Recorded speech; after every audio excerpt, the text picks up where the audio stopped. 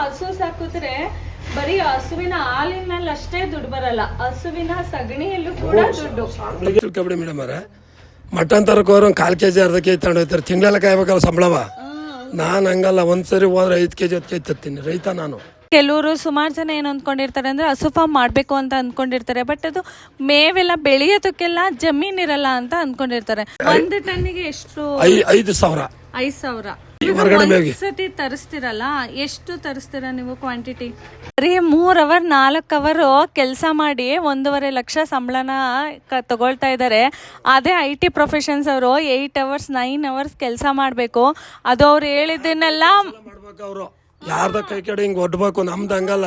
ಅಂದ್ರೆ 3 ಲಕ್ಷ ಇನ್ವೆಸ್ಟ್ಮೆಂಟ್ ಮಾಡಿದ್ರು ಪರವಾಗಿಲ್ಲ, ಅವ್ರಿಗೆ ಒಳ್ಳೆ ಇನ್ಕಮ್ ಸಿಗುತ್ತೆ. ಕೊಟ್ಟಿಗೆ ಮಾಡ್ಕೊಂಡು ನಾನು ಹಸುನ ಸಾಕ್ತೀನಿ ಅಂದ್ರೆ ಅವರಿಗೆ ಎಷ್ಟು ಇನ್ವೆಸ್ಟ್ಮೆಂಟ್ ಬೇಕಾಗುತ್ತೆ ನೋಡಿ. ಕೇವಲ 7 ಹಸನ ಇಟ್ಕೊಂಡು ತಿಂಗಳಿಗೆ 1.5 ಲಕ್ಷನ ದುಡಿತಾ ಇದ್ದಾರೆ. ಸ್ಪೆಷಲ್ ಎಪಿಸೋಡ್ ಮಾಡೋಣ ಅಂತ ಬಂದಿದ್ದೀನಿ. ಅವರ ಹೆಸರು ನಾಗಣ್ಣ ಅಂತ, ಚನ್ನರಾಯಪಟ್ಟಣದಲ್ಲಿ ವಾಸ ಇರೋದು. ಕೇವಲ 7 ಹಸುನ ಇಟ್ಕೊಂಡು ತಿಂಗಳಿಗೆ 1.5 ಲಕ್ಷನ ದುಡಿತಾ ಇದ್ದಾರೆ. ತುಂಬ ಒಳ್ಳೆ ಇನ್ಸ್ಪಿರೇಷನ್ ಇದು. ಇವಾಗ ಎಷ್ಟೊಂದು ಜನ IT ಪ್ರೊಫೆಷನ್ಸ್ ಎಲ್ಲ ಇರ್ತಾರೆ, ತಿಂಗಳಿಗೆ 15,000 ಬರೀ ದುಡಿತಾ ಇರ್ತಾರೆ. ಮನೇಲಿ ಅಪ್ಪ ಅಮ್ಮನ ಎಲ್ಲರನ್ನು ಬಿಟ್ಟು ಬೇರೆ ಕಡೆ ಹೋಗಿ ದುಡಿತಾ ಇರ್ತಾರೆ. ಬಟ್ ಇಲ್ಲಿ ಇವರು ಆ ರೀತಿ ಎಲ್ಲ ತಮ್ಮ ಸ್ವಂತ ಮನೆಯಲ್ಲೇ ಜಮೀನಲ್ಲೇ ಅವರು ತಮ್ಮ ವ್ಯವಸಾಯನ ಮಾಡಿಕೊಂಡು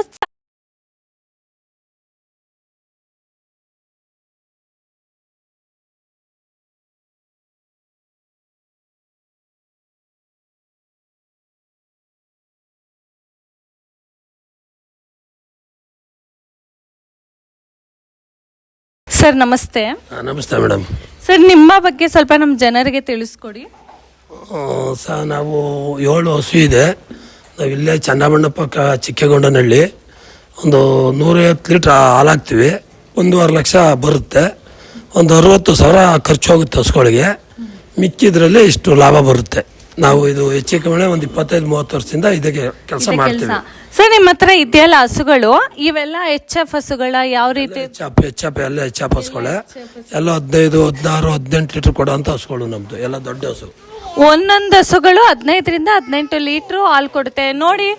ನಮ್ಮ ವೀಕ್ಷಕರು ನೋಡಬೇಕು, ಒಂದೊಂದು ಹಸು 15ರಿಂದ 20 ಲೀಟ್ರು ಹಾಲು ಕೊಡುತ್ತೆ ಅಂದರೆ ಯಾರೂ ನಂಬಲ್ಲ ಈಗಿನ ಕಾಲದಲ್ಲಿ, ಅಲ್ವೇ ಸರ್? ಸುಮಾರು ಜನ ಏನು ಅಂದ್ಕೊಳ್ತಾರೆ ಅಂದರೆ 4ರಿಂದ 5 ಲೀಟ್ರ್ ಹಾಲು ಕೊಡ್ತವೆ. ಆ್ಯಂಡ್ HF ಹಸುಗಳೆಲ್ಲ ನಮ್ಮ ಲೋಕಲಲ್ಲಿ, ಎಕ್ಸ್ಪೆಷಲಿ ಹಾಸನಲ್ಲೆಲ್ಲ ಅಥವಾ ಬೆಂಗಳೂರುಗಳಲ್ಲೆಲ್ಲ ಈ ಟೆಂಪ್ರೇಚರ್ಗೆ ಹಸುಗಳು ನೋಡ್ಕೊಳ್ಳೋದು ಕಷ್ಟ ಅಂತ ಹೇಳ್ತಾರೆ.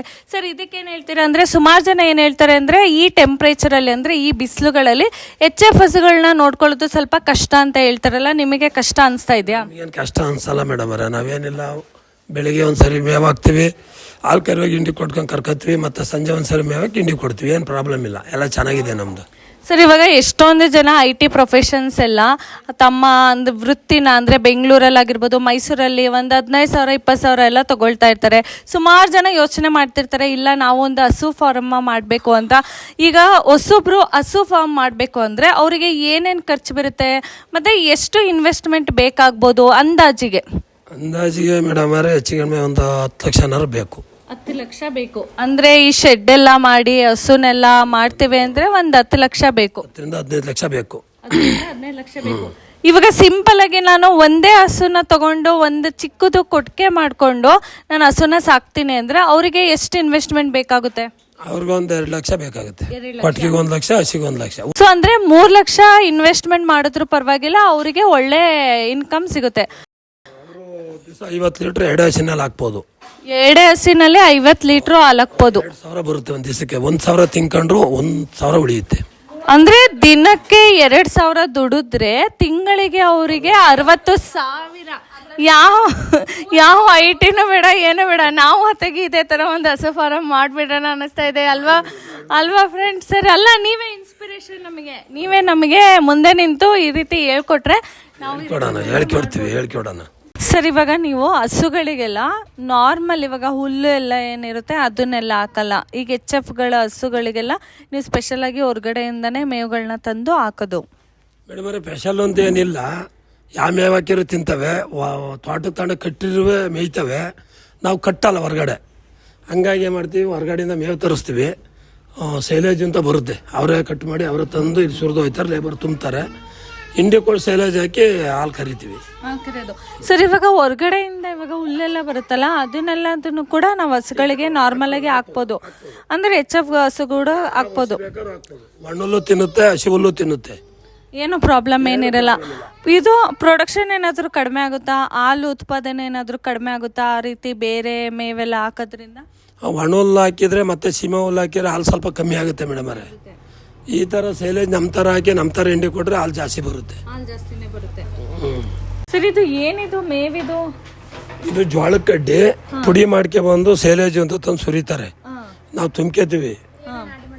ಸರ್, ಅಂದ್ರೆ ಇದನ್ನ ನೀವು ಹೊರಗಡೆಯಿಂದ ತರಿಸ್ತೀರಾ? ತರಿಸ್ತೀವಿ, ನಾವು ಬೆಳಿಬೋದು. ನಾವು ಬೆಳೆಯಕ್ಕೆ ಟೈಮ್ ಇಲ್ಲದಕ್ಕೆ ಬಿಡೋಕ್ಕೆ ನೀರು ಬೆಳೆಯಲು ಕೂಡ ಬಹುದು. ಎಲ್ಲ ಬೆಳೆದಿದ್ವಲ್ಲ, ಒಂದು ಎಕರೆ ಎದುರುಗಡೆ ಇದೆ ನಂದು. ಹೌದಾ? ಓ, ಅಂದ್ರೆ ಇದನ್ನ ನೀವೇನು ಹೊರಗಡೆಯಿಂದನೇ ತರಿಸ್ಬಿಟ್ಟು ಬೆಳೆಸ್ಬೇಕು ಆ ತರ? ನಾವೇ ಬೆಳೆದು ನಾವೇ ಮಾಡ್ಕೊಂಡ್ರೆ ಜಾಸ್ತಿ ದುಡ್ಡು ಉಳಿಯುತ್ತೆ. ಹೊರಗಡೆಯಿಂದ ತರಿಸಿದ್ರೆ ಒಂದು 30,000 ತಿಂಗಳಲ್ಲಿ ಕಟ್ಟಾಗುತ್ತೆ. ಹೊರಗಡೆ ಮೇಗೆ ಸತಿ ತರಿಸ್ತಿರಲ್ಲ, ಎಷ್ಟು ತರಿಸ್ತೀರಾ ನೀವು ಕ್ವಾಂಟಿಟಿ? ಒಂದ್ಸರಿ ಒಂದು 5 ಟನ್ ತರಿಸ್ತೀವಿ. 5 ಟನ್? ಒಂದು ಟನ್ನಿಗೆ ಎಷ್ಟು? 5,000. 5,000? 5 ಟನ್ಗೆ 25,000. 5 ಟನ್ ಎಷ್ಟು ತಿಂಗಳುಗಳು ಬರುತ್ತೆ? ಒಂದು ತಿಂಗಳು ಬರ್ತದೆ, ಇಲ್ಲ ಒಂದು 20 ದಿವಸ ಬರುತ್ತೆ ಜಾಸ್ತಿ ತಾನೇ. ಸೊ ನಿಮಗೆ ಒಂದು ತಿಂಗಳಿಗೆ ಇದೆ 25,000 ಖರ್ಚು ಬರುತ್ತೆ. ಅದು ಇದು ಹಿಂಡಿ ಮೇವು, ಹಿಂಡಿ ಮೇವು ಅದೆಷ್ಟು ಬರುತ್ತೆ ಖರ್ಚು? ಅದು 40,000 ಬರುತ್ತೆ. ಫೀಡು ತಿಂಗಳಿಗೆ 40,000 ಖರ್ಚು. ಸೊ ಅದು ಒಂದು 40,000 ಖರ್ಚು, ಇದೊಂದು 25,000 ಖರ್ಚು, 65,000. 65,000 ನಿಮಗೆ ಖರ್ಚೇ ಬರುತ್ತೆ. ಅದೆಲ್ಲ ಇದು ಬಿಟ್ರೆ ಬೇರೆ ಏನಾದ್ರು ಖರ್ಚು ಏನಾದ್ರು ಇದೆ ನಿಮಗೆ? ಏನಿಲ್ಲ, ಏನೋ ಹಸು ಹುಷಾರಿಲ್ದವ್ರೆ ಇಂಜೆಕ್ಷನ್ ಏನೋ ಮಾಡ್ಸೋದಾದ್ರೆ ತಿಂಗಳಲ್ಲಿ ಅದು 1,000-2,000 ಇಟ್ಕೊಳ್ಳಿ ಇರುತ್ತೆ. ಸೊ ಓವರ್ ಆಲ್ ನೋಡಿದ್ರೆ ಒಂದು 70,000 ಖರ್ಚು ಬರುತ್ತೆ ಅದ್ರೊಳಗಡೆನೆ. ಇವಾಗ ಹಸುನ ನೀವೆಲ್ಲ ಅಂದ್ರೆ ಕೊಡ್ಕೆ ಕ್ಲೀನ್ ಮಾಡೋದಕ್ಕಾಗಿರ್ಬೋದು, ಹಾಲು ಕರೆಯಕ್ಕಾಗಿರ್ಬೋದು, ಅದಕ್ಕೆಲ್ಲ ಎಷ್ಟು ಗಂಟೆಗೆ ಎದ್ದೇಳ್ತೀರಾ? 4:15 ಎದ್ದೇಳ್ತೀವಿ ಬೆಳಗಿನ ಜಾವ. ಒಂದು 7 ಗಂಟೆಗೆ ಇಡೀ ಕೆಲಸ ಮುಗ್ದೋಗುತ್ತೆ. 2.5 ಗಂಟೆ ಟೈಮ್ ಅಷ್ಟೇ ನಮ್ಮ ಕೆಲಸ.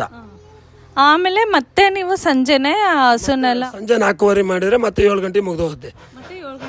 ದಿವಸದಲ್ಲಿ 2.5 ಗಂಟೆ ಒಂದು ಟೈಮ್ ಕೆಲಸ. ನೋಡಿ, ಟೈಮಿಂದ 5 ಗಂಟೆ ದಿನದಲ್ಲಿ ಬರೀ 3 ಅವರ್ 4 ಅವರ್ ಕೆಲಸ ಮಾಡಿ 1.5 ಲಕ್ಷ ಸಂಬಳನ ತಗೊಳ್ತಾ ಇದ್ದಾರೆ. ಅದೇ IT ಪ್ರೊಫೆಷನ್ಸ್ ಅವರು 8 ಅವರ್ಸ್ 9 ಅವರ್ಸ್ ಕೆಲಸ ಮಾಡಬೇಕು. ಅದು ಅವ್ರು ಹೇಳಿದ್ದನ್ನೆಲ್ಲ ಮಾಡ್ಬೇಕು. ಅವರು ಯಾರ್ದ ಕೈ ಕಡೆ ಹಿಂಗೆ ಒಡ್ಬೇಕು, ನಮ್ದು ಹಂಗಲ್ಲ. ಅವ್ರು ಹೇಳಿದ್ದನ್ನ ಅವ್ರು ಏನ್ ಹೇಳ್ತಾರೆ ಅದನ್ನೆಲ್ಲ ಕಷ್ಟಪಟ್ಟು ಮಾಡಿ ಮತ್ತೆ ಅವ್ರ ಹತ್ರ ಬೈಸ್ಕೊಳ್ಳೋದೆಲ್ಲ ಇರುತ್ತೆ. ನಮ್ದು ಬೈಸ್ಕೊಳ್ಳೋ ವಿಚಾರ ಇಲ್ಲ. ಆರಾಮಾಗಿ 7 ಗಂಟೆ 8 ಗಂಟೆಗೆ ಇದೀವಿ ಅಂತಾರಲ್ಲ, ಅವ್ರ ಹೆಂಡತಿ ಮಕ್ಳು ಚೆನ್ನಾಗೇ ಮಡಿಕೊಳ್ಳಲ್ಲ. ನನ್ನ ಹೆಂಡತಿ ಮಕ್ಳು ಈಚೆಗೆ ಕರ್ಸಲ್ಲ. ನೋಡಿ, 7 ಗಂಟೆ 8 ಗಂಟೆಗೆ ಕೆಲಸ ಮುಗಿಸ್ಬಿಟ್ರೆ ಆಮೇಲೆ 8 ಗಂಟೆಗೆ ತಿಂಡಿ ತಿಂದು ಮಲ್ಕೋಬಿಟ್ರೆ ಮತ್ತೆ ಸಂಜೆ ಸಾಕು. ನೋಡಿ, ಇದ್ರಲ್ಲಿ ಇರೋಷ್ಟು ನೆಮ್ಮದಿ ಬೇರೆ ಯಾವ್ದ್ರಲ್ಲೂ ಇಲ್ಲ. ಈಗಲೇ ಬೇಕಾದ್ರೆ ಕೇಳ, ಹೆಂಡತಿ ಮಕ್ಳು ಪಟ್ಗಳಿಗೆ ಬಂದು ತಪ್ಪ ಬಚ್ಚಾರ ಅಂತ ಒಂದು ಅವ್ರನ್ನ ಕೇಳಿ ಮೇಡಮ್ ಅವ್ರನ್ನ ಈಚೆ ಕರ್ಸಿಲ್ಲ ನಾವು ಹಂಗೆ. ಹೌದು, ನಾನು ನೋಡ್ತಿದ್ದೀನಲ್ಲ ಆಂಟಿ ಅವ್ರಲ್ಲ, ನಾನು ನೋಡ್ದಂಗೆ ತಪ್ಪು ತಿಳ್ಕೊಬಿಡಿ ಮೇಡಮ್ ಅವ್ರೆ. ಮಟನ್ ತರಕ್ಕೆ ಹೋದ್ರೆ 1/4 kg 1/2 kg ತಗೊಂಡು ಹೋಗ್ತಾರೆ. ತಿಂಗಳೆಲ್ಲ ಕಾಯ್ಬೇಕಲ್ಲ ಸಂಬಳವ. ನಾನು ಹಂಗಲ್ಲ, ಒಂದ್ಸರಿ ಹೋದ್ರೆ 5 kg 10 kg ತತ್ತೀನಿ. ರೈತ ನಾನು.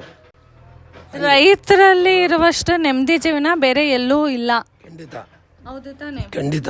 ಇವಾಗ ಹೊಸದಾಗಿ ಏನಾದರೂ ಹಸು ಫಾರ್ಮ್ ಮಾಡಬೇಕು ಅಂತ ಅಂದ್ಕೊಂಡಿರ್ತಾರಲ್ಲ, ಅವರಿಗೆ ಏನು ಹೇಳೋದಕ್ಕೆ ಇಷ್ಟಪಡ್ತೀರಾ? ಮೇಡಮ್ ಅವರೇ, ಜಾಸ್ತಿ ಮಾಡ್ತೀವಿ ಅಂದ್ರೆ ಒಂದು 20 ಲಕ್ಷ ಬೇಕಾಗುತ್ತೆ ಅವ್ರಿಗೆ ಮಾಡೋಕ್ಕೆ. ಒಂದು 2-3 ಮಾಡ್ತೀವಿ ಅಂದ್ರೆ ಒಂದು 3-4 ಲಕ್ಷ ಸಾಕು. 3-4 ಲಕ್ಷ ಸಾಕು. ಇವಾಗ ಕೆಲವರು ಸುಮಾರು ಜನ ಏನು ಅಂದ್ಕೊಂಡಿರ್ತಾರೆ ಅಂದರೆ ಹಸು ಫಾರ್ಮ್ ಮಾಡಬೇಕು ಅಂತ ಅಂದ್ಕೊಂಡಿರ್ತಾರೆ, ಬಟ್ ಅದು ಮೇವೆಲ್ಲ ಬೆಳೆಯೋದಕ್ಕೆಲ್ಲ ಜಮೀನಿರಲ್ಲ ಅಂತ ಅಂದ್ಕೊಂಡಿರ್ತಾರೆ. ಸೊ ಅಂಥವ್ರು ಜಮೀನು ಕಡಿಮೆ ಇದ್ರೂ ಕೂಡ ಈ ರೀತಿ HF ಹಸುನ ಸಾಕೊಂಡು ಆರಾಮಾಗಿ ಮಾಡ್ಬೋದು. ಜಮೀನೇ ಬೇಡ, ಮೇವು ತರಿಸಕ್ಕೆ ಹೇಳಿ ನಾನು ತಿಂಗಳು 25,000 ಮೇವು ಹೋಗುತ್ತೆ. 5 ದೇಶಿಗೆ ಒಂದು 40,000 ಹಿಂಡಿ ದುಡ್ಡು ಹೋಗುತ್ತೆ. 5 ದೇಶಿಗೆ ನಂದು 1.5 ಲಕ್ಷ ಬಿಲ್ ಬರುತ್ತೆ. 1.5 ಲಕ್ಷ ಬಿಲ್ಲು, ಒಂದು 75,000 ಖರ್ಚು ಬರುತ್ತೆ. 70ರೊಳಗೆ ಇನ್ನು 90,000 ಉಳಿಯುತ್ತೆ. ಇನ್ನು 90,000 ದುಡ್ಡು ನಾನು ಸ್ವಂತವಾಗಿ ದುಡಿಯೋದು, ಬೇರೆ ದುಡಿಯೋದು. ಅದೇ ಒಂದು 10,000 ರೂಪಾಯಿ ಬೇಕಾದ್ರೆ ಯಾರನ್ನಾದ್ರೂ ಕೆಲಸದವ್ರನ್ನ ಏನಾದ್ರು ಇಟ್ಕೊಂಡ್ರೆ 10-15,000 ರೂಪಾಯಿ ಕೊಟ್ರೆ ಅಲ್ಲೂ ಹೋದ್ರೆ ಆರಾಮಾಗಿ ನೆಮ್ಮದಿ ಜೀವನ. ಇನ್ನೂ ಒಂದು 70,000-75,000 ಉಳಿಯುತ್ತೆ. ಇರ್ತೀವಿ. ಈಗ ನಮ್ಮ ಹತ್ರ ನಮ್ಮ ಹತ್ರದ ನೆಂಟು ಒಂದು ಹುಡುಗಿನೇ ಇದೆ. ಅವ್ರಿಗೊಂದು ತಿಂಗಳಿಗೆ ಒಂದು 10,000 ಕೊಡ್ತೀವಿ, ಎಲ್ಲ ಕೆಲಸ ಮಾಡುತ್ತೆ. 10,000 15,000 ಕೊಟ್ರೆ ಆಯ್ತು ಅಷ್ಟೇ ಅಲ್ವಾ ಸರ್? ಇವಾಗ ಹಾಲ್ ಕರಿಯೋ ಮೆಷಿನ್ ಅಂತ ಹೇಳ್ತಾರಲ್ಲ, ಸೊ ಇದೇನೋ ಹಾಲ್ ಕರಿಯೋ ಮೆಷಿನ್ ಅಂದ್ರೆ ಮೇಡಮ್ ಅವರೇ, ಸರ್ ಇದಕ್ಕೆ ಎಷ್ಟು ಖರ್ಚು ಅಂದ್ರೆ ಕಾಸ್ಟ್ ಎಷ್ಟು ಇದನ್ನ ಒಂದು ಪರ್ಚೇಸ್ ಮಾಡ್ಬೇಕಂದ್ರೆ? ಒಂದು 35,000 ಆಗುತ್ತೆ. 35,000 ಅಷ್ಟೇ? ಅಷ್ಟೇ. ಒಂದು ಹಸುಗೆ ಒಂದೊಂದು ಮೆಷಿನ್ ಇರ್ಬೇಕಾ ಅಥವಾ ಎಲ್ಲಾ ಹಸುವಿಂದ ಒಂದೇ ಮೆಷಿನ್ ಸಾಕಾ? 10 ಹಸಿದು ಒಂದೇ ಮಿಷಿನ್ ಸಾಕು. ಈ ಒಂದು ಮೆಷಿನ್ ಅಲ್ಲಿ ಒಂದು ಹಸುವಿನ ಹಾಲ್ ಕರೆಯಕ್ಕೆ ಎಷ್ಟು ನಿಮಿಷಗಳು ಬೇಕಾಗುತ್ತೆ? ಒಂದು 10 ನಿಮಿಷ ಬೇಕು. ಒಂದು 10 ನಿಮಿಷದಲ್ಲಿ ಸಾಕು. ಕೆತ್ತು ತೊಳೆದು ಹಾಕಿ ಹಾಲು ಕರೆದು ತೆಗೆದು ಉಯ್ಯೋವರೆಗೆ 10 ನಿಮಿಷ ಆಗುತ್ತೆ. 10 ನಿಮಿಷ. ಆಮೇಲೆ ಇದು ಎಲ್ಲಾ ಹಸುವಿನ ಕೆಚ್ಚಲಿಗೂ ಸಾಕಾಗುತ್ತಲ್ವಾ? ಒಂದೇ ಮೆಷಿನ್ ಸಾಕಾಗುತ್ತೆ. ಸರ್ ಇವಾಗ ಇದು ಈ ಸಗಣಿ ಎಲ್ಲ ಬರುತ್ತೆ, ಮತ್ತೆ ಇದೆಲ್ಲ ಬರುತ್ತಲ್ಲ, ಹುಲ್ಲೆಲ್ಲ ಬರುತ್ತಲ್ಲ, ಅದನ್ನೆಲ್ಲ ತಿಪ್ಪೆ ತರ ಮಾಡ್ಬಿಟ್ಟು ಗೊಬ್ಬರ ತರ ಮಾಡಿ ಅದನ್ನ ಕೂಡ ಸೇಲ್ ಮಾಡ್ಬೋದಲ್ವಾ? ಮಾಡ್ಬೋದು. 3,000 ರೂಪಾಯಿ ಒಂದು ಲೋಡ್ ಹೋಗುತ್ತೆ. ವರ್ಷದಲ್ಲಿ ಒಂದು 7 ಹಸು ಇದೆ ಅಂದ್ರೆ 40 ಲೋಡ್ ಆಗುತ್ತೆ. 40 ಲೋಡ್ ಹೋಗುತ್ತೆ. ತಿಂಗಳಿಗೆ ಮ್ಯಾಕ್ಸಿಮಮ್ ಒಂದು 2 ಲೋಡ್ ಹೋಗುತ್ತಾ? ಜಾಸ್ತಿ ಆಗುತ್ತೆ. 40 ಲೋಡ್ ಅಂದ್ರೆ 3 ಲೋಡ್ ಬರುತ್ತೆ. 3 ಲೋಡ್ ಬರುತ್ತೆ. 3 ಲೋಡ್ ಅಲ್ಲೇ ಒಂದು 10,000 ರೂಪಾಯಿ ಮತ್ತೆ ಬರುತ್ತೆ. ಹೌದಲ್ವಾ? ಹಸು ಸಾಕಿದ್ರೆ ಬರೀ ಹಸುವಿನ ಹಾಲಿನಲ್ಲಿ ಅಷ್ಟೇ ದುಡ್ಡು ಬರಲ್ಲ, ಹಸುವಿನ ಸಗಣಿಯಲ್ಲೂ ಕೂಡ ದುಡ್ಡು, ಡಿಮ್ಯಾಂಡ್ ಜಾಸ್ತಿ. ಹೌದು ಸರ್. ಇವಾಗ ನೀವು ಬರೀ ಹಾಲನ್ನಷ್ಟೇ ಮಾರ್ತೀರಾ, ಇಲ್ಲ ಹಸುವಿಂದು ಮೊಸರು ಮಾಡಿ ಮಾರೋದು ಅಥವಾ ಬೆಣ್ಣೆ ತುಪ್ಪ ಮಾರೋದು ಏನಿಲ್ಲ? ಬರೀ ಹಾಲು ಮಾತ್ರ ಮಾಡ್ತೀರಾ? ಅದು ಹಸು ಬೆಣ್ಣೆ ತುಪ್ಪ ಮಾಡಿದ್ರೆ ನಮ್ಮದೇ ಆದಂತ ಸ್ವಂತ ಫ್ಯಾಕ್ಟ್ರಿ ಇರಬೇಕು. ನಾವು ಎಲ್ಲಾರ ಹಾಲು ತಾಬೇಕು, ಅದು ಶಾಂಪಲ್ ಎಲ್ಲ ಎತ್ಕೊಂಡು ಅದು ಮಾಡ್ಬೇಕು. ಆ ಥರ ಏನಿಲ್ಲ, ನಮ್ ಬರೀ ಹಾಲು ಹಾಕೋದು. ಹಾಕದಷ್ಟೇ. ಅಂದ್ರೆ ನೀವು ಹಾಲನ್ನ ಈಗ ಡೈರಿ ಅಂತ ಬರುತ್ತಲ್ವಾ, ಆ ಡೈರಿಗೆ ಹಾಕ್ತೀರಾ ಅಥವಾ ಪ್ರೈವೇಟಿಗೆ ಕೊಡ್ತೀರಾ? ಯಾವ ರೀತಿ ಸೇಲ್ ಮಾಡ್ತೀರಾ? ಗೌರ್ಮೆಂಟ್ ಡೈರಿಗೆ ಹಾಕ್ತೀವಿ ನಾವು. ಗೌರ್ಮೆಂಟ್ ಡೈರಿಗೆ ಹಾಕ್ತೀರಾ? ಸೊ ವ್ಯಾನ್ ಮನೆ ಹತ್ರನೇ ಬರುತ್ತಾ ಅಥವಾ ನಿಮ್ದೇ? ಊರೊಳಗೆ ಹೋಗಿ ಹಾಕ್ತೀವಿ ನಾವೇ. ನೀವೇ ಹೋಗಿ ಅಲ್ಲೋಗಿ ಹಾಕ್ತೀರಾ? ಆ ಥರ ಫೆಸಿಲಿಟೀಸು. ನಾವು ಡೈರಿ ಮಾಡ್ಬೋದು, ನಾವು ಮಾಡಲ್ಲ. ಅವನು ನಮ್ಮ ಸ್ವಂತ ಅಂತ ಬಾಮ ಇದೆ, ಭಾಳ ಕುಚುಕು. ಹಂಗಾಗಿ ನಾವು ಡೈರಿ ಮಾಡಿದ್ರೆ ನಮ್ಮ ಗೌರ್ಮೆಂಟ್ ಡೈರಿ ಅಂತ ಒಂದು 3 ರೂಪಾಯಿ ಜಾಸ್ತಿ ಕೊಡ್ತಾರೆ. ಬಂದೆಲ್ಲ ಕೇಳೋರು ಪ್ರೈವೇಟ್ ಡೈರಿಯರು ಮಾಡಿ ನೀವು ಅಂತ. ನಾನು ಮಾಡ್ತಿಲ್ಲ. ಸರ್ ಇಲ್ಲಿ ಕರುಗಳಿದಾವಲ್ಲ, ಈ ಕರುಗಳೆಲ್ಲ ಅಲ್ಲಿ ನೋಡಿದ್ವಲ್ಲ ಹಸುಗಳು, ಅವೇ ಕರುಗಳು ಹಾಕಿರೋದು. ಒಂದು ವರ್ಷಕ್ಕೆ ಎಷ್ಟು ಕರುಗಳು ಹಾಕ್ತವೆ? ಒಂದೇ ಕರು ಹಾಕೋದು ಒಂದು ಹಸು. ಒಂದು ವರ್ಷಕ್ಕೆ ಒಂದು ಕರು ಇರುತ್ತೆ. ಈ ಕರುನು ಕೂಡ ಮಾರ್ಬೋದು ಅಂದ್ರೆ ಇವಾಗ ಏನಾದ್ರು ಹೆಣ್ಣು ಕರು ಆದ್ರೆ ಮಾರಿದ್ರೆ ಅದನ್ನ ಎಷ್ಟು ರೂಪಾಯಿಗೆ ತಗೊಳ್ತಾರೆ? ಇವಾಗ ಮಾರ್ಕೆಟ್ ಅಲ್ಲೆಲ್ಲ ಸಂತೆಲೆಲ್ಲ ಮಾರ್ತಾರಲ್ಲ, ಬೇರೆಯವರು ಹಸುಗಳನ್ನ ಸಾಕ್ಬೇಕು ಅಂತ ಇರ್ತಾರಲ್ಲ, ಸೊ ಅವ್ರು ಮಾರಿದ್ರೆ ಒಂದು ಕರುನ ಎಷ್ಟು ತಗೊಳ್ತಾರೆ? ಆಗ ಹುಟ್ಟಿದ ಕರ ಒಂದು 5,000 ತರ್ತಾರೆ. ನಾವೊಂದು 2 ವರ್ಷ ಸಾಕಿ ಕೊಟ್ರೆ 1.5 ಲಕ್ಷಕ್ಕೆ ಹೋಗುತ್ತೆ. ನಮಗೆ ಒಂದು 50,000 ಒಂದು ಕರಿ ಖರ್ಚು ಬರುತ್ತೆ. 1 ಲಕ್ಷ 2 ವರ್ಷಕ್ಕೆ ಲಾಭ ಬರುತ್ತೆ ಒಂದು ಹಸಿನ ಕರಿನಲ್ಲಿ. ಆಯಲ್ಲ ಸುಮ್ಕಿನ ಅದಕ್ಕೆ ಬಿಡಿ. ಅರ್ಥ ಆಯ್ತು ಈಗ ಹೇಳಿದ್ದು. ಒಂದು ಕರಿನಲ್ಲಿ 1 ಲಕ್ಷ ಲಾಭ ಬರುತ್ತೆ. 1 ಲಕ್ಷ ಲಾಭ ಬರುತ್ತೆ. ಸರ್ ಇವಾಗ ಎಷ್ಟೊಂದು ಜನ ಹಸು ಸಾಕ್ಬೇಕು ಅಂತ ಇರ್ತಾರೆ, ಅವ್ರ ಹತ್ರ ದುಡ್ಡಿರಲ್ಲ. ಸೊ ಅವರು ಈ ರೀತಿ ಕರುನ ಸ್ಟಾರ್ಟಿಂಗ್ ತಗೊಂಡು ಸಾಕಿ ಆಮೇಲೆ ನಾವು ಹಾಲು ಕರ್ಕೋತೀವಿ ಅಂದ್ರೆ ಈ ಕರು ದೊಡ್ಡದಾಗಿ ಹಾಲು ಕರಿಯೋದಕ್ಕೆ ಎಷ್ಟು ವರ್ಷಗಳು ಬೇಕಾಗುತ್ತೆ? 2 ವರ್ಷ ಬೇಕು. 2 ವರ್ಷ. ಈ ಸಣ್ಣ ಕರು ದೊಡ್ಡಾಗಿ ಹಾಲು ಕೊಡೋದಕ್ಕೆ ಬರೀ 2 ವರ್ಷ ಸಾಕಾ?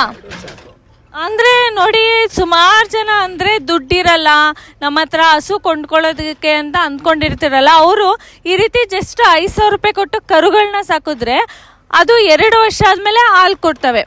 ಸೊ ಅಂದ್ರೆ ಒಂದ್ 2 ವರ್ಷ ಪ್ರಾಫಿಟ್ ಇರಲ್ಲ. ಅವರು ಕರುಗಳನ್ನ ತಗೊಂಡ್ರೆ ಖರ್ಚು ಒಂದು 50,000 ಬರುತ್ತೆ ಕರು ಸಾಕಕ್ಕೆ.